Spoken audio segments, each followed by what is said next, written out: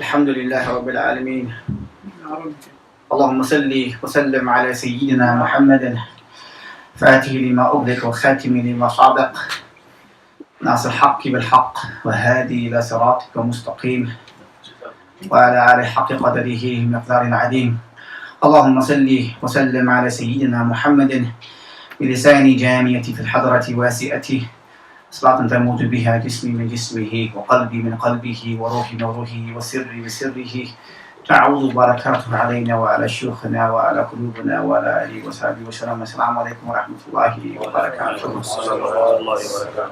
It is a part of our al-Sunnati wal Jamaat. It's part of our belief that we honor and we venerate and we respect the people of the house. The people of the house we're talking about is the al-Bayt, the family of Sayyidina Muhammad 𝗙𝗲𝗁𝗂𝗿. We honor them and we love them, and our blood is for them. And this is very important that we understand that a time will come, he said 𝗙𝗲𝗁𝗂𝗁. You see, Sayyidina Muhammad 𝗷𝗲𝗴𝘂𝗀𝗃, he said that he gave an analogy that his family is like the ship of Sayyidina Nuh alayhi salam, and so whoever gets onto the ship is saved. And now is a time that we really need to take on the teachings of the noble house of the Prophet alayhi salatu wasalam.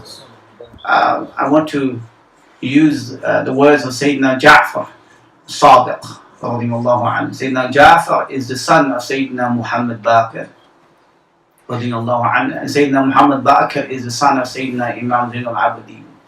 𝗿𝗲𝗴𝘂𝗃 alayhi salam radiyallahu anhu is the sole male survivor of Karbala. And Sayyidina Imam 𝗿𝗲𝗴𝘂𝗃 is also the one that, according to Sayyidina Muhammad Baqir and others, he used to pray 1,000 rakats a day. This man should pray 1,000 rakats like a day. And also in the morning time he would have 100 loaves baked, and he would go to the 100 houses in Medina to feed the poor people. And no one knew that it was him who was doing this until when he passed away. They saw marks on his back from carrying the load in the morning. Now Sayyidina Jafar is the grandson of Sayyidina Imam 𝗿𝗲𝗴𝘂𝗃. And they say, Sayyidina Abu Hanifa rahmullahi ta'ala, he said that if it wasn't the 2 years I spent with Jafar, like Imam Jafar, I would be perished, I would be ruined. So Sayyidina Jafar, instilled the balance, and the similar sayings of Sayyidina Imam Malik and the others have spoken about Sayyidina Jafar. So Sayyidina Jafar radiyallahu anhu, this is important that we take this qaida, and if we can apply this, طيب, you see wonders in your life. You see wonders, right? If you establish this qaida, this advice by Sayyidina Ja'far, he's a great imam. So if you take on this, what I'm going to teach you now, inshallah ta'ala, you see wonders and khair in your life. So Sayyidina Ja'far says, radiyallahu ta'ala, and he says, Inna Allah ta'ala 𝗙𝗲𝗁 ثلاثا في ثلاث. Inna Allah ta'ala 𝗙𝗲𝗁 ثلاثا في ثلاث. That Allah subhanahu wa ta'ala has hidden 3 in 3. Right? Allah subhanahu wa ta'ala has hidden what? 3 in 3. So what are these 3? The first he says, Sayyidina Imam Jafar radiyallahu anhu, he says, 𝗙𝗲 رِضَاهُ فِي طَاعَتِهِ. That in the obedience of Allah subhanahu wa ta'ala is His pleasure. The pleasure of Allah subhanahu wa ta'ala, you find the pleasure of Allah subhanahu wa ta'ala in His obedience. And he says, فَلَا تُحَقِّرَنَّ مِنَ الطَاعَةِ شَيْئًا. Don't undermine or don't underestimate anything that is good. Because you don't know, he says, أَن يَكُونَ فِيهِ رِضَا اللَّهِ. That you don't know in that is what? The pleasure of Allah subhanahu wa ta'ala. And this is all of us here, ya akhwan. We can really fill our days with good. We can really increase what we are doing. And one of the things that you can do is give other people happiness. give other people joy. You know what happens when you give someone joy, when you give someone happiness? Allah subhanahu wa ta'ala takes this joy and makes it into an angel. That joy becomes an angel.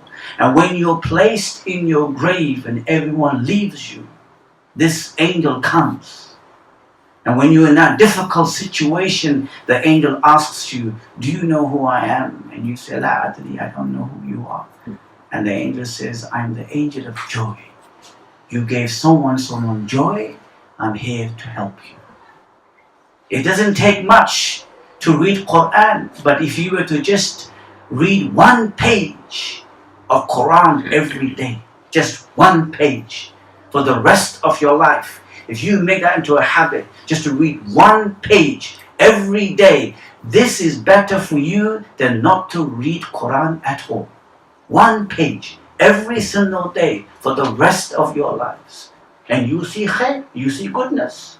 Or if you were to only pray on Sayyidina Muhammad, Allahumma salli barik alayhi, 𝗟𝗲𝗰𝘁, only 10 times a day.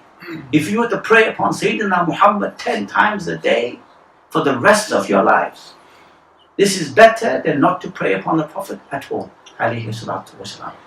Sayyidina, as you know, for those who know, Imam Habib Umar ibn Abdul Rahman al-Attas, he's the Sheikh of Imam Abdullah ibn Haddad in his Ratib al-Attas. You do Salah on Nabi, 𝗟𝗲𝗰𝘁. You do Salah on the Prophet 10 times. Don't underestimate the little things that you do.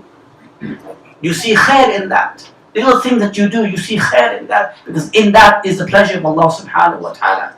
There was a man who was a very, not very popular in the community, and he used to drink alcohol. He would be drinking and he would do all the haram that was there, and people were fed off of him, And when he passed away, this guy, all the righteous people in the community, they were shown bushra, like good tidings about this man, that he was given paradise.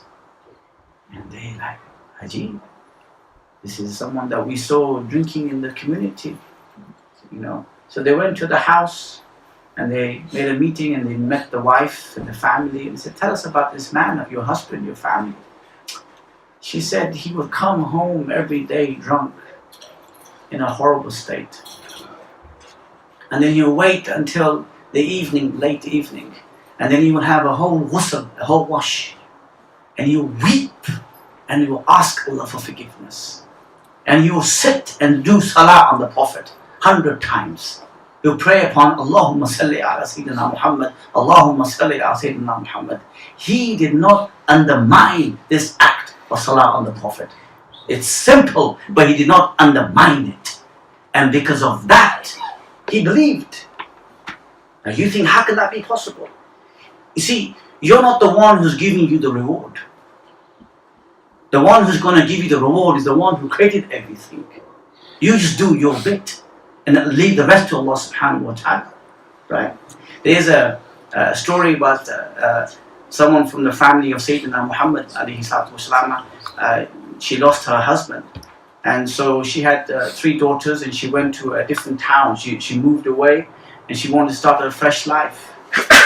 And she was very, very poor and in a very difficult situation. So she goes to someone's house, she knocks on the door, and the man opens the door and she says to him, we're in a difficult state, أنا من أهل بيت الرسول. I'm from the family of the Prophet ﷺ. I'm in a very difficult situation. I have daughters. Can you assist us?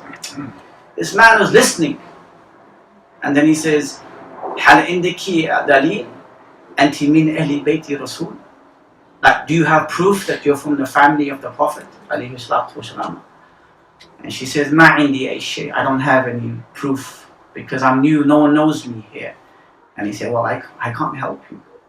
So he closes the door. And then she goes down a few doors and she goes to another house. She knocks on the door and this man opens the door. She says, Assalamu alaikum. She said, Ana min ahli bayti Rasul. I'm from the family of the Prophet ﷺ, and I'm in a difficult situation. I just need some help. My husband passed away. I moved here. And the man listened. And the man said, I'm not even a Muslim. Right? But what I do know about your Prophet is that he never said no. So I'm going to help you. I'm going to help you. And so he took her in, to the family in. He gave a whole room to that family. He said, you stay here as long as you need to stay here. Now, that night, the first man, he sees a dream, and he sees himself walking towards paradise. And as he's going towards paradise, there's a huge gate there, and he sees Sayyidina Muhammad, 𝗟𝗲𝗁. But Sayyidina Muhammad is looking the other way. He's looking the other way, and he goes up to him, he says, Ya Rasulullah, Ya Rasulullah. And Sayyidina Muhammad turns the other way. And then he goes around and goes, Ya Rasulullah, Ya Rasulullah. And I'm in Ummati, Ya Rasulullah. I'm from your community, Ya Rasulullah. I'm from your Ummah. Sayyidina Muhammad turns around, Hal indak dalil? Do you have proof that you're from my Ummah? And then he woke up and he realized. And so he goes and he finds out where these girls or women are staying. He goes, this is the house they're staying. So he goes there, he knocks on the door, and the man opens the door and he goes, yes. He said, let me buy your gifts, let me buy your guests off you. And he goes, nah. He goes, I'll give you 5,000 dirhams. Give me your guests. He said, la. He goes, I'll give you 10,000. Give me the. He goes, la. He goes, I'll give you everything I have. Just give me your guests. He goes, la. And he goes, why, Limada, why? He said, because I had the same dream that you had last night. And Sayyidina Muhammad said, Tafaddal, come in. So don't undermine a good act. Don't act that. Then he says, Sayyidina Jafar radiyallahu ta'ala anhu, he says, 𝗿𝗲𝗴𝘂𝗹𝗿 فِي مَعْصِيَتِهِ. Then he says, Sayyidina number 2, khabar. He says, وَخَبَّى فِي مَعْصِيَتِهِ. And you find displeasure of Allah's displeasure in what? In disobedience. Like in disobedience. Right?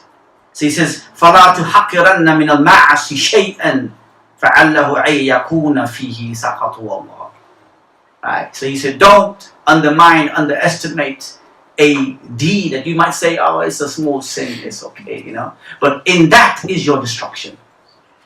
In that is your lifeline, your spiritual lifeline is cut off. So you might say, I don't backbite, but I love listening to it.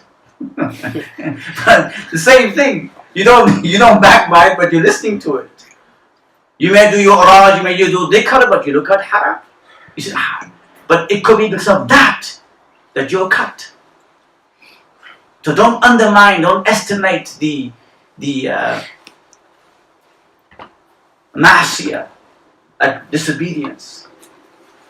And then he says, subhanAllah, then he says, خَبَّاهُ أَوْلِيَاهُ فِي خَلْقِهِ. And he has hidden his saints in his creation. Right? It says, فَلَا تُحَقِّرَنَّ مِنَ خَلْقِهِ أَحَدٍ. And so don't underestimate, don't undermine anyone from his creation. فَلَعَلَّ أَن يَكُونَ وَلِيَ اللَّهِ. But maybe he is a saint of Allah subhanahu wa ta'ala. Yesterday, this is, I phoned yesterday again to Sheikh Muhammad Bashir.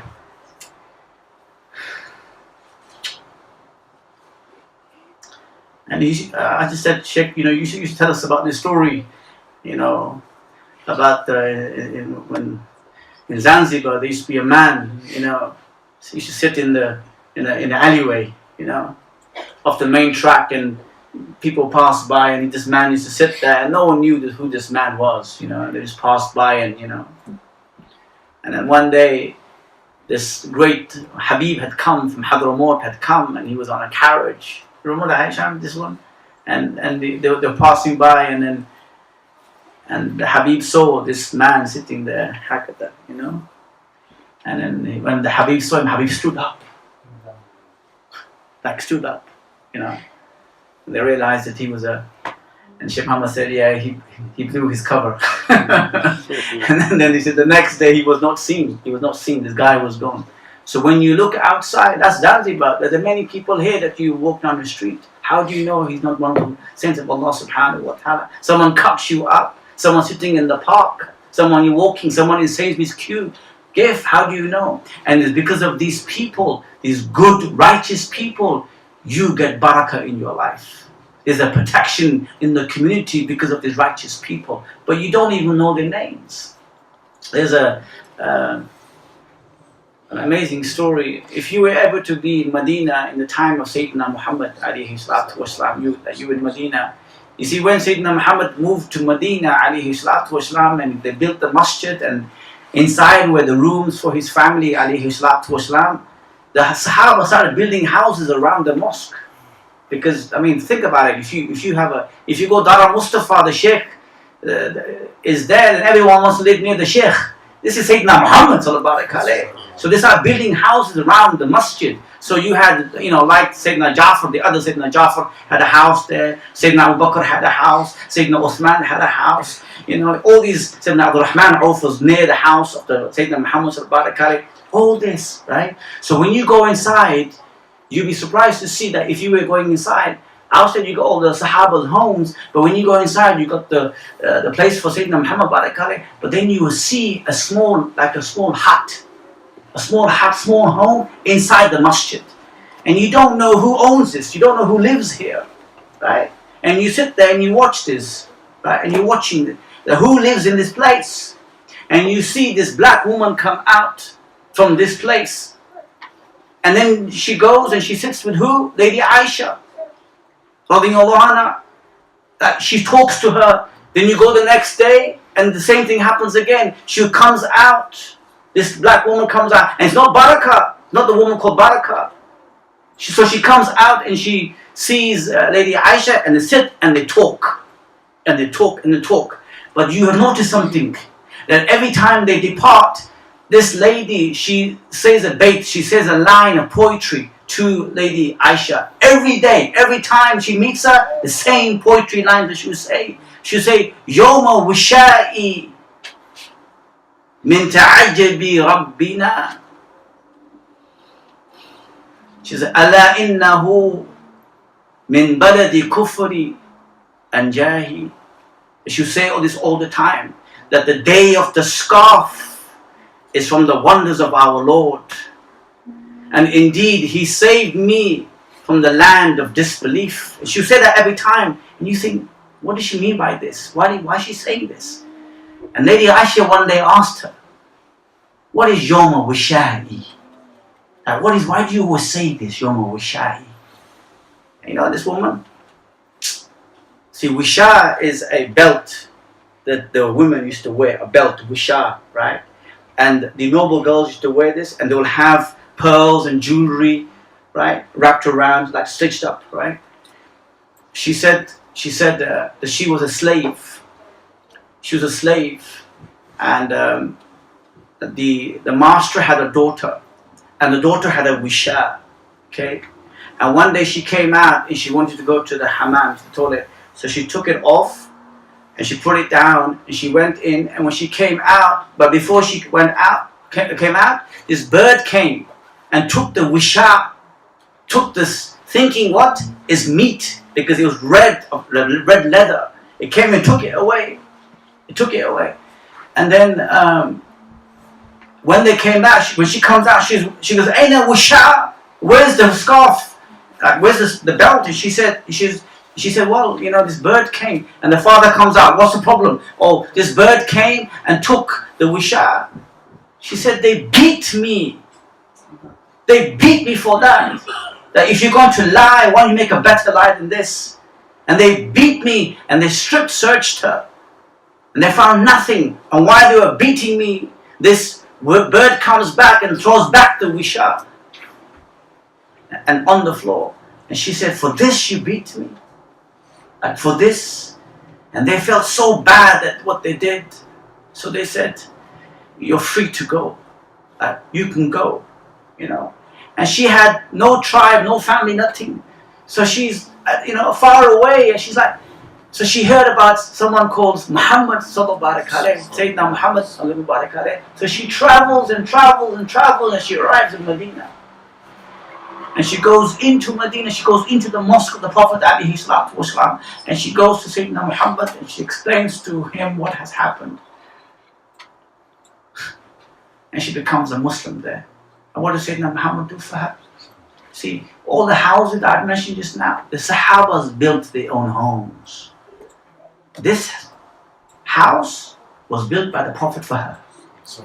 He built this house for her. Right? And she became the caretaker of the masjid. She would clean the masjid. Right? And one day Sayyidina Muhammad came in and said, "Where is she?" And they said, "She passed away, Ya Rasulullah, last night." Sayyidina Muhammad said, "Why didn't you tell me? Why didn't you inform me that she's passed away?" He said, "Ya Rasulullah, it was late, Ya Rasulullah. So we gave her the ghusl and we the janazah." He said, "Where is her grave? Show me where her grave is." So they took Sayyidina Muhammad where the grave is and he prayed on her again. Sallallahu alayhi. We don't know her name. This is in Bukhari Sharif. We don't even know her name. We don't even know her tribe. But look where she's at. You know. So never underestimate the creation of Allah subhanahu wa ta'ala. So inshallah Allah give us iftah alaykum khair inshallah ta'ala. Inshallah. Bismillah.